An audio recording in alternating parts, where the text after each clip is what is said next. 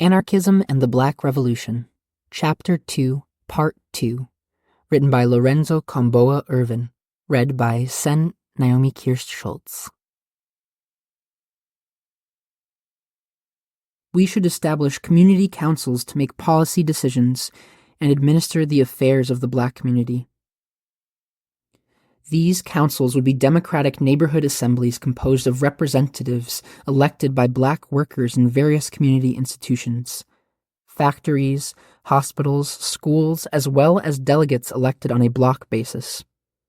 We must reject Black mayors and other politicians or government bureaucrats as a substitute for community power. We must therefore have community control of all the institutions of the Black community, instead of just letting the state decide what is good for us. Not just jobs and housing, but also full control over schools, hospital, welfare centers, libraries, etc. They must be turned over to that community because only the residents of a community have a true understanding of its needs and desires. Here is an example of how it would work. We would elect a community council to supervise all schools in the Black community. We would encourage parents, students, teachers, and the community at large to work cooperatively in every phase of school administration, rather than have an authority figure like a principal and his or her uncaring bureaucratic administration run things, as are done for present. The whole Black community will have to engage in a militant struggle to take over the public schools and turn them into centers of Black culture and learning. We cannot continue to depend on the racist or Black puppet school boards to do this for us. The local council would then be federated or joined together on a local level to create a citywide group of councils who would run affairs in that community. The councils and other neighborhoods collectives organized for a variety of reasons would make a mass commune. And this commune would in turn be federated at the regional and national levels, the aim being to create a national federation of Black communes, which would meet periodically in one or a number of mass assembly meetings. This federation would be composed of elected or appointed delegates representing their local commune or council. Such a national federation of communes would allow community councils from all over North America to work out common policies and speak with one voice on all matters affecting their communities or regions. It would thus have far more power than any single community council could. However, to prevent this national federation from bureaucratic usurpation of power by political factions or opportunistic leaders, elections should be held regularly and delegates would be subject to recall at any time for misconduct, so that they remain under the control of the local communities that they represent.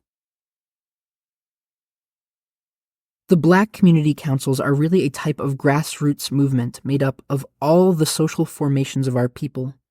The block and neighborhood committees, labor, student and youth groups, even the church to a limited degree, social activist groups and others to unite the various protest actions around a common program of struggle for this period. The campaigns for this period must utilize the tactics of direct mass action, as it is very important that the people themselves must realize a sense of their organized power. These grassroots associations will provide to the usually mass, spontaneous actions a form of organization whose social base is of the Black working class instead of the usual Black middle class misleadership. The anarchists recognize these community councils as being a form of direct democracy, instead of the type of phony American quote-unquote democracy, which is really nothing but control by politicians and businessmen. The councils are especially important because they provide embryonic self-rule and the beginnings of an alternative to the capitalist economic system and its government. It is a way to undermine the government and make it an irrelevant dinosaur, because its services are no longer needed. The commune is also a Black revolutionary counterculture. It is the embryo of the new black revolutionary society in the body of the old, sick, dying one. It's the new lifestyle in microcosm, which contains the new black social values and the new communal organizations and institutions, which will become the socio-political infrastructure of the free society. Our objective is to teach new black social values of unity and struggle against the negative effects of white capitalist society and culture. To do that, we must build the commune into a black consciousness movement, to build race pride and respect, race and social awareness, and to struggle against the capitalist slave masters. This black communalism would be both a repository of black culture and ideology. We need to change both our lives and our lifestyles in order to deal with the many interpersonal contradictions that exist in our community. We could examine the black family, black male-female relationships, the mental health of the black community, relations between the community and the white establishment, and among black people themselves. We would hold black consciousness-raising sessions in schools, community centers, prisons, and in black communities all over North America, which would teach black history and culture. New liberating social ideas and values to children and adults, as well as counseling and therapy techniques to resolve family and marital problems, all the while giving a black revolutionary perspective to the issues of the day. Our people must be made to see that the self-hatred, disunity, distrust, internecine violence, and oppressive social conditions among black people are the result of the legacy of African slavery and the present-day effects of capitalism.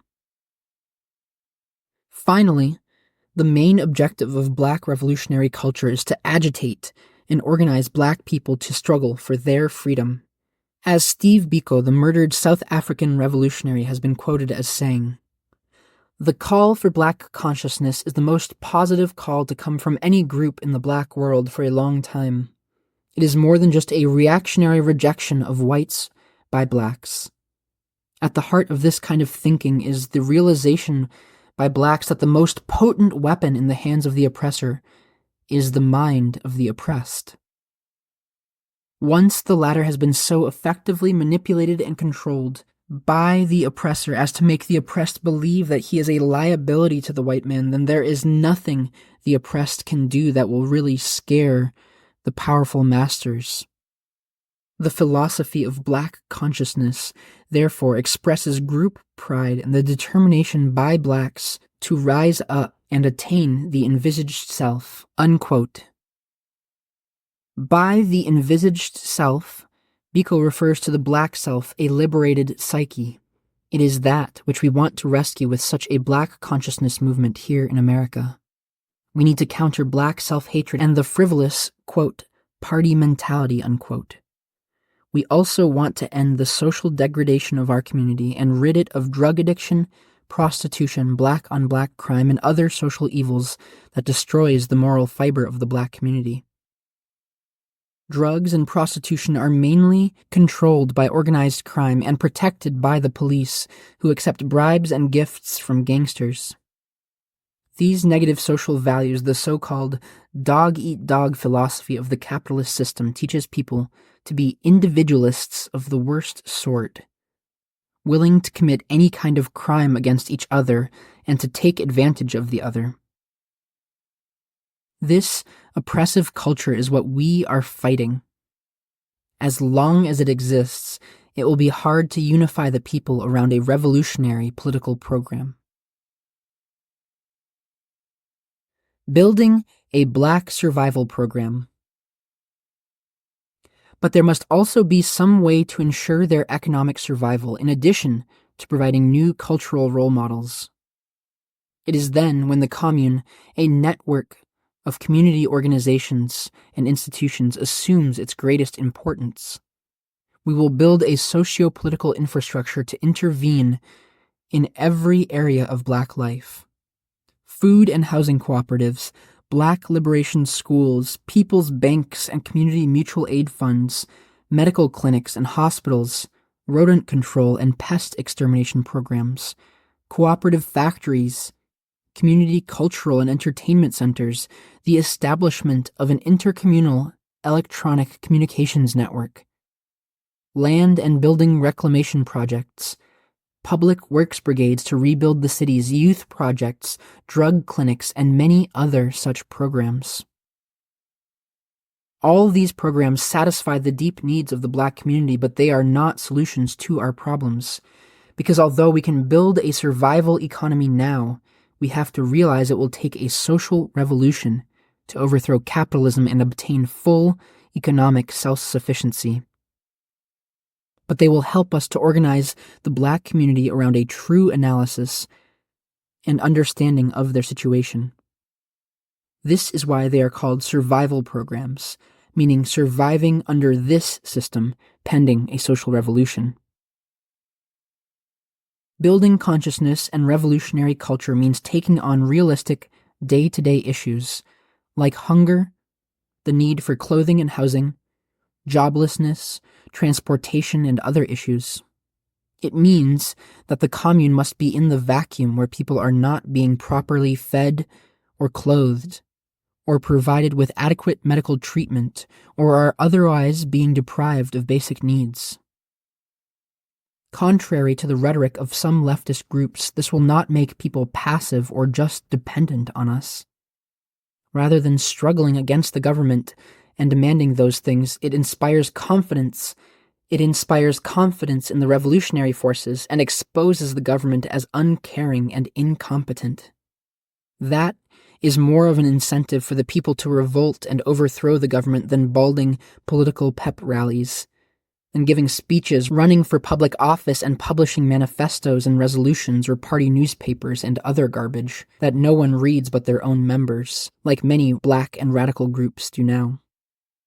We need a new way of confronting our oppressed situation.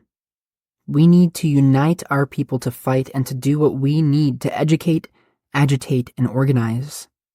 That's the only way we will win a new world. What follows is an example of the survival program, First, we must have community control of all businesses and financial institutions located in our communities, and for those businesses not working in our best interests or not returning some of its revenue back to the community, we will seize said businesses and turn them into community cooperatives and mutual aid banking societies. Second, we must have community control of all housing and major input in all community planning of Black communities. If a piece of property or house is owned by a slumlord, either private realtor or government agency, we will seize it and turn it into community housing cooperatives. We oppose urban renewal, spatial decomposition, yuppie gentrification, and other such racist schemes to drive us out of the cities. We must have complete control of all planning boards affecting and concerning the Black community.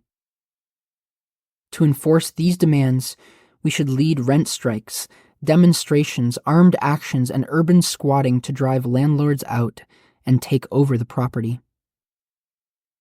Third, we must have an independent, self-sustaining economy to guarantee full employment for all of our people. We demand that the U.S. government provide massive economic aid to rebuild the cities. The government spends billions per year for the Pentagon killing machine.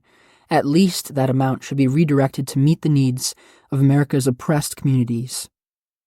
Ghetto housing must be rebuilt and turned over to the occupants. Adequate jobs and services must be provided to all community residents, including first preference for all construction jobs in the Black community. When public works brigades are assigned to rebuild the cities, we must fight for Black grassroots control of all government funds allocated to the Black community through a network of mutual aid banking societies, community development corporations, and community development credit unions. Fourth, reparations, the big payback. The United States government and the rich class of this country has stolen and oppressed Africans in this continent for decades.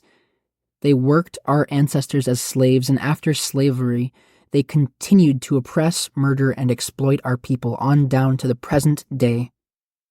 We must build a mass movement in our communities to compel the government and the rich to provide the means for our community redevelopment. They owe us for centuries of abuse and robbery. We must demand that reparations in the form of community development money and other funds be provided and placed in credit unions, cooperatives, and other mutual aid institutions in the Black community, so that we can start to obtain some measure of economic self-sufficiency. Yet we know that they won't give the money to us. We must fight them for it, just like we must struggle to overturn the system of wage slavery today. Fifth, end police brutality. We must organize self-defense units to protect the Black community and its organizations, and remove the state's police forces. We demand criminal prosecution and jailing of all brutal and killer cops. No jurisdiction for the state's judicial system in Black liberated zones. Sixth, we must undertake a large-scale program to train Black people as doctors, nurses, and medical paraprofessionals in order to make free, quality medical and dental care available to Black people. We must demand that the government subsidize all such medical and dental training, as well as for the operation of clinics, but Black people themselves must establish and run the free medical clinics in all Black communities, whether urban or rural. This would include community anti-drug programs and drug rehabilitation clinics. Seventh, we must establish a Black community-controlled food system for self-sufficiency and as a way of fighting to end hunger and malnutrition, including a trucking network, warehouses and communal farms, farmers' cooperatives, food cooperatives, agricultural unions, and other collective associations. This will include a protest campaign challenging the theft of Black farmland by agribusiness corporations and rich white, quote-unquote, land barons, and reclaiming it for our projects. This is especially important now that the U.S. has entered an economic crisis that will not be able to provide for our needs. We must force the government to provide the money for many of these projects, to be administered under our total control instead of by a government agency. Eighth, the Black community must have control of its entire educational system, from the nursery school to college. We must establish a Black liberation educational system which meets the training needs of Black children, prepares them for job training and future economic security, prepares them to be of service to their community, and gives them a knowledge of themselves and an understanding of the true history and culture of African people, as well as a program of adult education for community people whose earlier educational opportunities have been stunted. We should demand free higher education for Blacks and other minorities at full government expense, including remedial training programs for all who wish to qualify. Ninth, we must demand and fight for the release of all Black political prisoners and victims of racial injustice. We must investigate and review the cases of all such prisoners who are the victims of government political repression and racist frame-ups and lead a mass campaign for their release. Some of our best revolutionary organizers are rotting away in the prison houses of this land. 10th, the central demand is for Black control of the Black community, its politics, and its economy. We have to take over the cities, establish municipal communes, and exercise self-government as a vital step. We are the majority in many of the major cities of this country, and we should be able to control our own affairs, or at the very least obtain some autonomy. But as we should now be aware, we won't ever get this opportunity for social power by voting for some Black capitalist politician, or from passively depending for salvation on leaders of one sort or another. We have to do it ourselves if we are ever to get on the road to freedom. The need for a Black labor federation. The demand for Black labor has been the central economic factor in America. It was Black labor that built the foundations of this nation. beginning with slave labor in the Old South on plantations and then with sharecropping and other farm labor after the Civil War. Successive migration to the North and working mills, mine, and factories during a 40-year period, and on down to the present day. Black labor is important to the functioning of the capitalist economic order. Almost from the beginning, black workers have organized their own labor unions and workers' associations to represent their interests.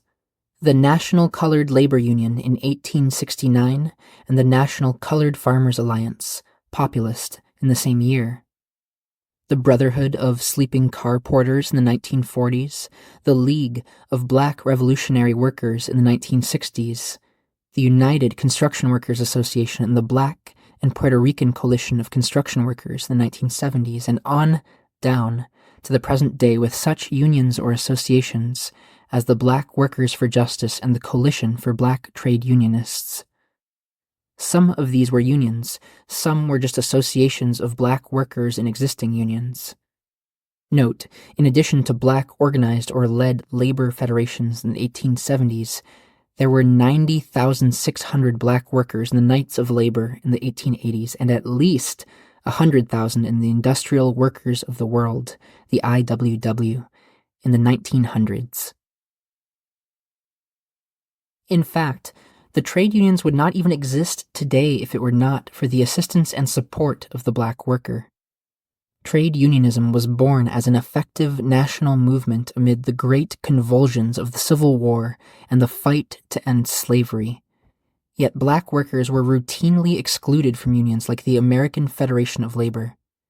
Only militant associations like the Knights, IWW, and the Anarchist-initiated International Working People's Association, IWPA, would accept their memberships at all. This continued for many years until the founding of the Congress of Industrial Organizations began its campaign of strikes, sit-downs, and other protest actions to organize the unskilled industrial workers. Black labor was pivotal in these battles, yet has never fully reaped the benefits. In fact, the labor bosses betrayed them when the CIO was beaten down in the 1950s. You would think that American labor movement would see it as criminal or racist to ignore these fellow workers today in that fashion, but even now there is no labor organization in the U.S. which gives full representation and equal treatment to black workers. The fact is that even with some black labor officials in office, black workers receive far fewer union benefits than white workers and are trapped in the most low-paid, tedious, and dangerous jobs even though they made substantial economic gains during the 1960s. The majority of the black masses are in the working class. Because of the role they play in production, black industrial and clerical workers are potentially the most powerful sector of the black community in the struggle for black liberation. As the victims of inequality in the economy, black workers have already begun to organize for their interests and to protect their rights on the job, even if the union is conservative and won't fight the boss. They have formed union caucuses and even independent labor unions where necessary. Of course, the unity of black and white workers is indispensable to combat and overthrow capitalism. But where white workers are now privileged and black workers are penalized, black unity and struggle must precede and prepare the ground for any black-white unity on a broad scale. Black caucuses in the unions can fight against discrimination in hiring, firing, and upgrading, and for equality of treatment in the unions now, while white workers still have yet to widely support democratic rights for black and other oppressed nationalities. Black caucuses are important. Where they are part of organized labor, they should strive to democratize the unions, regenerate their fighting spirits, and eliminate white job trust practices. These black caucuses in the unions should demand, first, rank-and-file democratic control of the union. Second, equal rights and treatment for all unionists. Eliminate all racist practices in the labor movement. Third, affirmative action programs to redress past racist employment practices and end racial discrimination based on seniority and other ploys. Fourth, full employment for all blacks, women, and other non-white workers. Fifth, a 20 to 30-hour work week with no reduction in pay. Sixth, the right to strike, including wildcat strikes without union sanction. Seventh, speedier and fair grievance procedures. Eighth, an escalator clause in all union contracts to ensure automatic wage adjustments to keep up with the rising cost of living. Ninth, full payment of Social Security by employer and the government, full unemployment compensation at 100% of base pay. 10th, minimum wages at union scale. 11th, prevent runaway shops, phony bankruptcy, or quote-unquote strategic plant shutdowns by companies without notice to union or to gain advantage in contract negotiations. 12th, a public works program to rebuild the black and other inner-city communities and to provide work for black workers. And 13th, workers' self-management of industry by factory committees and workers' councils elected by the workers themselves. In addition to the union caucuses, black working people need a National Black Workers Association, which would be both a revolutionary union movement to do workplace organizing, but also would be a mass social movement for community organizing. Such a movement would combine the organizing tactics to both the labor and black liberation movements.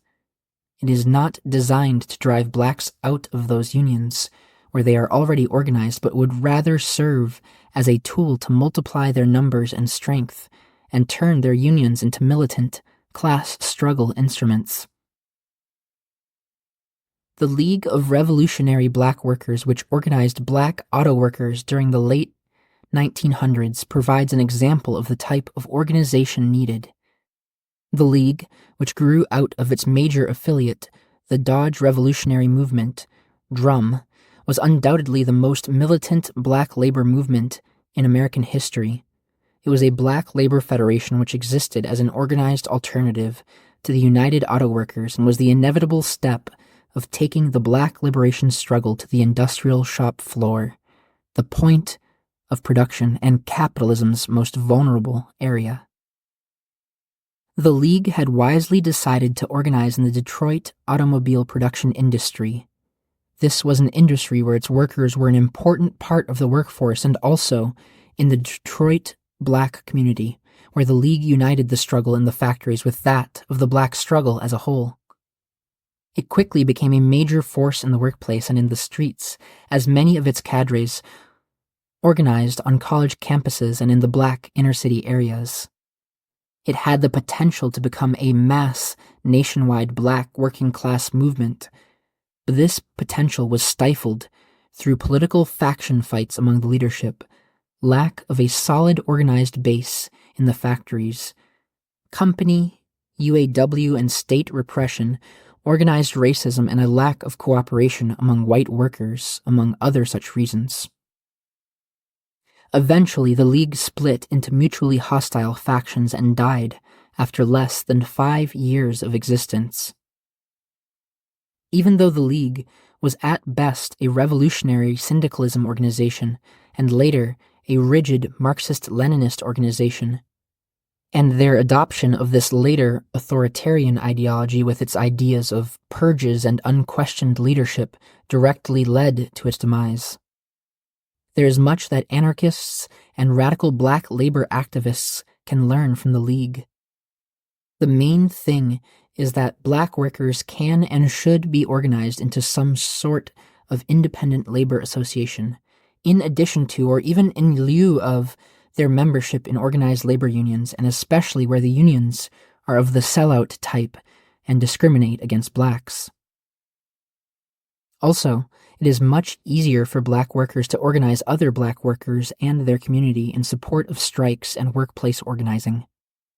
That is precisely why we need to establish a group like the League today, but as an anarcho-syndicalist organization so as to avoid the past pitfalls and ideological squabbles of Marxism-Leninism. simply stated what would be the program of a newly formed National Federation of Black Workers. First, for class struggle against the bosses. Second, to organize the unorganized black workers ignored by the trade unions. And third, for workers' solidarity among all nationalities of workers. It should be an international Black Labor Federation. From Detroit, Michigan to Durban, South Africa, from the Caribbean to Australia, from Brazil to England, black workers are universally oppressed and exploited. The black working class needs its own World Labor Organization. There is no racial group more borne down by social restraint than black workers. They are oppressed as workers and as a people. Because of these dual forms of oppression and the fact that most trade unions exclude or do not struggle for black laborers' rights, we must organize for our own rights and liberation. Even though in many African and Caribbean countries there are quote-unquote black labor federations, they are reformist or government-controlled. There is a large working class in many of these countries, but they have no militant labor organizations to lead the struggle. The building of a black workers' movement for revolutionary industrial sabotage and a general strike, or to organize the workers for self-management of production, and so undermine and overthrow the government, is the number one priority. What would an international black labor federation stand for? Firstly, since many black workers, farmers, and peasants are not organized at all in most countries, such an organization would be one big union of black workers representing every conceivable skill and vocation. Also, such an organization means the worldwide unity of black workers, and then secondly, it means coordinated international labor revolts. Capital and labor have nothing in common. The real strength of workers against capital and the imperialist countries is economic warfare. A revolutionary general strike and boycott of the multinational corporations and their goods by black workers all over the globe is how they can be hurt. For instance, if we want to make Britain and the USA withdraw financial and military support from South Africa, then we use the weight and power of black labor in those countries to wage strikes, to sabotage, to boycott, and other forms of political and economic struggle against those countries and the multinational corporations involved. It would be a power to be reckoned with. For instance, coordinated actions by trade unions and political action groups in that country have already caused major policy changes. A full-fledged general strike would likely lead to the total economic collapse of the racist South African state, especially if such strikes were supported by black workers in North America. In addition to asking the black workers to form their own international labor federation and to organize rank-and-file committees within their existing trade unions to push them into a class struggle direction, we also invite black workers to join anarcho-syndicalist labor organizations like the IWW and the Workers' Solidarity Alliance, the American section of the International Workers Association, which is based in Paris, France. But of course, it is not intended to drive black workers out of those unions where they are already active, but would rather serve as a tool to multiply their number and strength in such unions and make them more militant. This has been Anarchism and the Black Revolution, Chapter 2, Part 2, written by Lorenzo Kom'boa Ervin, read by Sen Naomi Kirst Schultz.